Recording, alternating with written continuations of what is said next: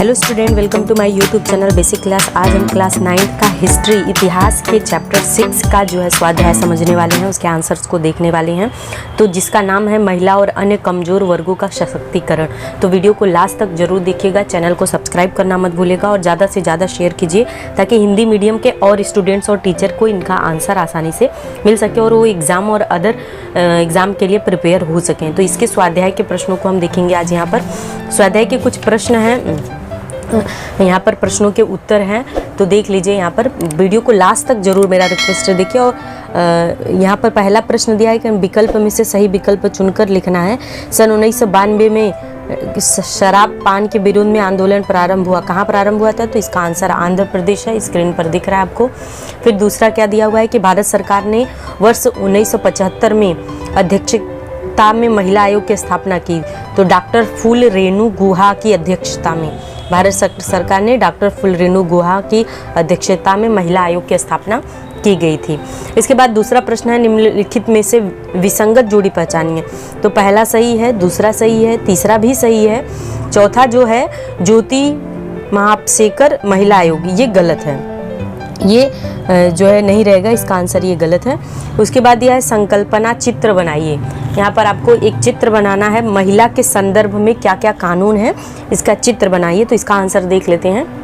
तो यहाँ स्क्रीन पर आपको दिख रहा है कि महिला के संदर्भ में कानून सन 1992 में सुधार कानून बना है। सन 1961 में दहेज प्रतिबंध कानून, 1961 में ही प्रसूति सुविधा अधिनियम। प्रसूति मतलब कि जो जन्म लेते हैं बच्चे, डिलीवरी के टाइम जो सुविधा होनी चाहिए माँ बनते समय, वो कानून बना है। सन 1984 में दहेज प्रतिबंध सुधार कानून बना। उसके बाद सन 1988 में सती प्रतिबंध कानून बना। तो ये सारे जो है महिला के संदर्भ में कानून है और ये इस तरीके से ये संदर्भ कानून के बारे में ये संकल्पना चित्र बन गई है। आगे बढ़ते हैं अगले प्रश्न पर। अवधारणा स्पष्ट कीजिए। यहाँ पर प्रश्न दिया है, अवधारणा स्पष्ट करना है आपको। कौन कौन सी अवधारणा है? गुजरात गुजारा भत्ता और अल्पसंख्यक। तो इसका आंसर देख लेते हैं। यहाँ पर स्क्रीन पर आपको दिख रहा है आंसर, गुजारा भत्ता और अल्पसंख्यक। इसके अलावा भी एक्स्ट्रा क्वेश्चंस हैं, आप चाहें तो प्रिपेयर कर सकते हैं, जिससे घुमंतु जनजातियां और विमुक्त जनजातियां। तो गुजारा भत्ता देखते हैं। यदि किसी विवाहित स्त्री को उसका पति संबंध विच्छेद यानी तलाक कर लेता है तो उस स्त्री के गुजारे के लिए उसके पति को प्रतिमाह एक निश्चित धनराशि देनी पड़ती है। इस धनराशि को गुजारा भत्ता कहते हैं। ठीक है, ये एक कानून। दूसरा है अल्पसंख्यक। किसी समाज में लोगों का जो समूह धार्मिक, भाषाई और वंश की दृष्टि से संख्या में कम होता है उसे अल्पसंख्यक कहते हैं। तो ये दो जो आपके बुक में क्वेश्चन दिए हैं उसका है। इसके अलावा भी जो एक्स्ट्रा है आप चाहें तो स्क्रीनशॉट लेके उसका प्रिपरेशन कर सकते हैं। उसके बाद अगला प्रश्न है कि क्या दिया हुआ है कि निम्न कथन कारण सहित स्पष्ट कीजिए। पहला क्या क्या दिया हुआ है? पहला कथन क्या है? नारी मुक्ति आंदोलन प्रारंभ हुआ। और दूसरा है कि वर्ष सन 1984 में दहेज प्रथा सुधार कानून बनाया गया। ये दोनों प्रश्नों का उत्तर हम एक साथ देखेंगे और दो इसमें हैं छुआछूत प्रथा कानून। तो चलिए पहले दो का देख लेते हैं। तो ये प्रश्न देखिए, यहाँ पे वही प्रश्न है, बस यहाँ पे महाराष्ट्र में नारी मुक्ति आरंभ हुआ और उसके बाद ये, या फिर ये महाराष्ट्र में हटा देंगे तो नारी मुक्ति आंदोलन प्रारंभ हुआ। यही इसका आंसर होगा। ये पैराग्राफ है, स्क्रीनशॉट भी ले सकते हैं, मैं बता देती हूँ। महाराष्ट्र में सन 1975 में स्त्री मुक्ति संघर्ष समिति की ओर से महिलाओं के लिए राज्यव्यापी परिषद का आयोजन किया गया। सन 1978 में इस समिति ने लिंग भेद और जाति भेद के विरुद्ध संघर्ष करने की घोषणा की। अनेक महिलाओं ने नुक्कड़ नाटक, गीत संग्रह, दल बनाकर आदि उपक्रम प्रारंभ किए।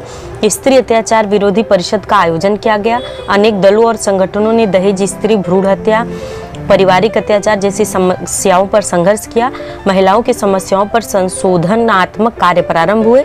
इन सभी गतिविधियों से ही महाराष्ट्र में नारी मुक्ति आंदोलन प्रारंभ हुआ और ये आंदोलन पूरे भारत पर लागू, इसके सुधार जो है पूरे भारत पे देखे गए। दूसरा दिया है वर्ष 1984 में दहेज प्रथा कानून बनाया गया। तो इसमें भी ये प्रश्न आपको एकदम जस्ट नीचे ही है, स्क्रीनशॉट भी ले सकते हैं। इसका 3 पॉइंट दिया है कि भारत में सन 1961 में दहेज प्रतिबंध कानून होने पर भी अनेक स्त्रियों की संदेहास्पद मृत्यु होती ही थी। दूसरा, मृत्यु की इन घटनाओं की गहराई में जांच पड़ताल करने पर जो कारण प्रकाश में आता था वह दहेज ही होता था। और तीसरा है कि पुलिस प्रशासन, न्याय व्यवस्था सभी का मत था कि दहेज प्रतिबंधी कानून में सुधार करके उसे अधिक कठोर बनाना चाहिए। इसके कारण महिलाओं को अधिक संरक्षण देने के लिए वर्ष 1984 में दहेज प्रतिबंधित सुधार कानून बनाया गया। तो ये इसका आंसर हो जाएगा। उसके बाद तीसरा है, यहाँ पर देखिए आपके स्क्रीन पर ही दिया है ये कि तीसरा कि छुआछूत तथा प्रथा पर कानून द्वारा प्रतिबंध लगाया गया। और चौथा है कि संविधान ने अल्पसंख्यकों को सांस्कृतिक और शैक्षिक अधिकार प्रदान किए। तो लगातार इनके अभी आंसर देख लेते हैं। छुआछूत प्रथा का आंसर है कि भारत में अनेक वर्षों तक छुआछूत प्रथा का पालन होता था। दूसरा पॉइंट, इस प्रथा के कारण छुआछूत के शिकार हुए लोगों का जीवन बहुत पिछड़ा हुआ था, उनकी सामाजिक स्थिति बहुत दयनीय थी। अगला इसका नेक्स्ट पॉइंट है कि स्वतंत्रता प्राप्ति के बाद भारतीय संविधान नागरिकों को स्वतंत्रता, समता, बंधुता तथा सामाजिक न्याय जैसे मूल्यों का उपहार दिया। और लास्ट पॉइंट है, संविधान प्रदत्त इन मूल्यों के अधिकार छुआछूत की प्रथा से पीड़ित लोगों को दिलाकर यह प्रथा समाप्त करने के लिए सरकार ने इस प्रथा का कानून द्वारा प्रतिबंध लगाया। फिर आते हैं लास्ट आंसर पर। संविधान क्या दिया है कि संविधान के ने अल्पसंख्यकों को सांस्कृतिक और शैक्षिक अधिकार प्रदान किए। 3 पॉइंट है। भारत में विभिन्न धर्मों, पंथों और संस्कृतियों, भाषाओं के लोग रहते हैं। इनमें से जो अल्पसंख्यक हैं उसके समूहों को अपनी सांस्कृतिक और परंपरा के संरक्षण तथा अपनी भाषा विकसित करने का अधिकार होना चाहिए। तीसरा, इन्हें अपने लिए स्वतंत्र शैक्षिक संस्थान स्थापित करने का अधिकार होना चाहिए। इन्हीं कारणों से संविधान ने अल्पसंख्यकों को सांस्कृतिक और शैक्षिक अधिकार प्रदान किए। तो इस तरीके से आपका जो ये प्रश्न था, प्रश्न नंबर 5, ये कंप्लीट हो गया। अब आते हैं प्रश्न नंबर 6 पर। इसमें 25 से 30 शब्दों में आंसर करना है। पहला, चिपको आंदोलन की जानकारी और दूसरा, मानवाधिकार संरक्षण कानून की जानकारी। तो इसका आंसर देखते हैं। यहाँ पर देखिए, चिपको आंदोलन आपको स्क्रीन पर है। हिमालय की तलहटी वाले जंगलों के पेड़ व्यापारिक उद्देश्य से बड़े पैमाने पर काटे जाने वाले थे। दूसरा, इसके विरोध में चंडी प्रसाद भट्ट और सुंदरलाल बहुगुणा ने आंदोलन चलाया। तीसरा, इस आंदोलन में स्त्रियों ने हाथ में हाथ डालकर वृक्षों के चारों ओर घेरा बनाया। और चौथा है कि वृक्षों की कटाई रोकने के लिए उनसे चिपक जाना इस आंदोलन का स्वरूप था, इसलिए इस आंदोलन को चिपको आंदोलन कहा गया। इस आंदोलन के कारण वृक्षों की कटाई को तो रुकी, परंतु उसके साथ ही स्त्री शक्ति का प्रकटीकरण भी देखने को मिला। तो ये चिपको आंदोलन हो गया। दूसरा है, मानवाधिकार संरक्षण कानून की जानकारी लिखिए। तो यहाँ पर ये कानून में यहाँ पे 3-4 पॉइंट है। पहला है कि सन 1993 में केंद्र सरकार ने स्त्री पुरुष पर होने वाले अन्याय को दूर करने के लिए मानवाधिकार संरक्षण कानून पारित किया। दूसरा, इस कानून के आधार पर राष्ट्रीय मानवाधिकार आयोग और राज्य मानवाधिकार आयोग का गठन किया गया। तीसरा है, सामूहिक अत्याचार, तलाकशुदा महिलाओं की सामाजिक स्थिति, महिलाएं और सुरक्षित कार्यस्थल आदि विषयों पर कानून ने क्या किया था, प्रभावशाली भूमिका निभाकर महिलाओं पर होने वाले अन्याय को दूर करने में सहायता की है। और लास्ट पॉइंट है कि स्त्री पुरुषों के अधिकारों का संरक्षण करने में इस कानून ने महत्वपूर्ण भूमिका निभाई है। ये इस तरीके से ये हो गया। ये दोनों आंसर आपने देख लिए। इसके बाद अब हम आते हैं एकदम लास्ट 7वां प्रश्न है। 7वां प्रश्न में दिया है कि निम्नलिखित प्रश्न का उत्तर विस्तार से लिखिए।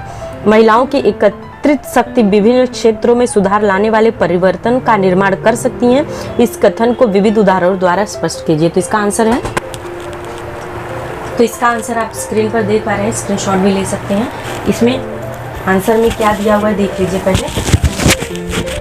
महिलाओं ने एकता की शक्ति की विभिन्न क्षेत्रों में परिवर्तन लाई है। पहला पॉइंट है कि दीपावली के समय बाजारों में अनेक वस्तुओं की अचानक भारी कमी पड़ जाने के कारण वे महंगी हो गई और इसके विरोध में सभी महिलाओं ने एक होकर बेलन जुलूस निकाला। जुलूस को सफलता मिली। दूसरा है, वृक्षों की कटाई के विरुद्ध किए गए चिपको आंदोलन अथवा राजस्थान के विश्नोई आंदोलन में महिलाओं का बहुत बड़ा योगदान था। तीसरा, आंध्र प्रदेश में शराबपान विरोधी आंदोलन में महिलाओं द्वारा अरक बिक्री की दुकानें बंद करवा दिए जाने के कारण वहाँ की सरकार को शराब बिक्री के विरुद्ध कड़ी नीति अपनानी पड़ी। और लास्ट पॉइंट है, महाराष्ट्र में हुए दहेज विरोधी आंदोलन, महिला अत्याचार विरोधी आंदोलन, स्त्री मुक्ति संघर्ष समिति आदि में महिलाओं की एकता का सक्रिय योगदान था। परिणाम स्वरूप महिलाओं पर होने वाले अत्याचार में कमी आई। तो इस तरीके से ये चैप्टर कंप्लीट हो गया। पूरा वीडियो देखने के लिए धन्यवाद। अगले वीडियो में जो है हम इस प्लेलिस्ट में अगला चैप्टर देखेंगे। आपका दिन शुभ हो।